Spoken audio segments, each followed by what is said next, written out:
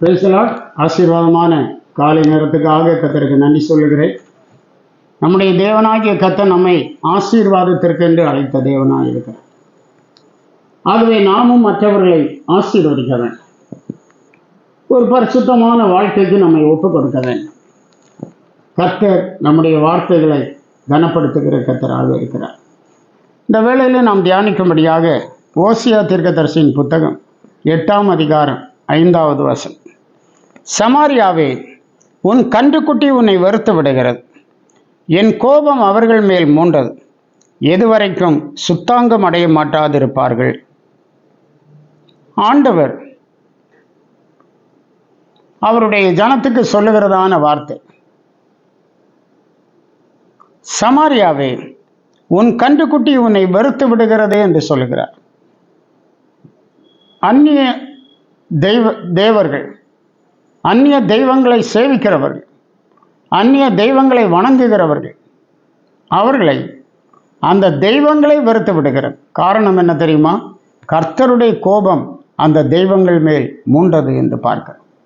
சமாரியாவே, உன் கன்றுக்குட்டி உன்னை வெறுத்து விடுகிறது, என் கோபம் அவர்கள் மேல் மூண்டது, எதுவரைக்கும் சுத்தாங்கம் அடைய மாட்டாதிருப்பார்கள் என்று ஆண்டவர் கேட்கிறார்.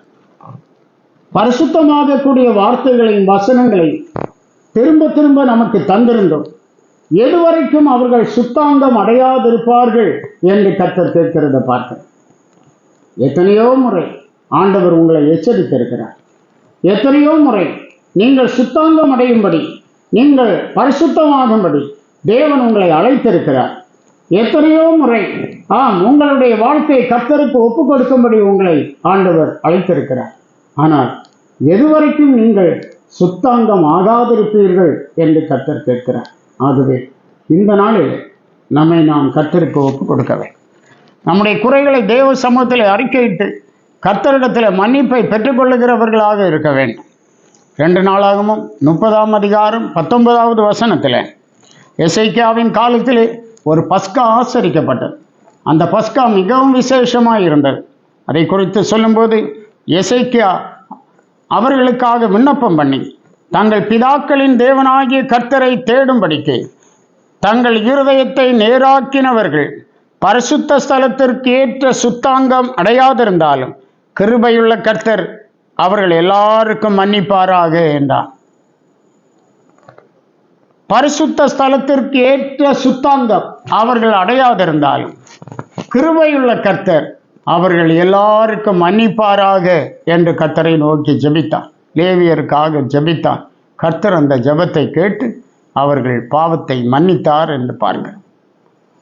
நம்முடைய தேவன் மன்னிக்கிற சுபாவம் உள்ள தேவன், மன்னிப்பதற்கு தயபெருத்திருக்கிற தேவன். இந்த காலை நேரத்திலும் கூட இதுவரையிலும் கர்த்தருடைய சத்தத்தை அல்ல தட்டி கொண்டிருப்பீர்களே, ஆனால் ஆண்டவருக்கு இந்த நாளில் உங்களை ஒப்புக்கொடுங்கள்.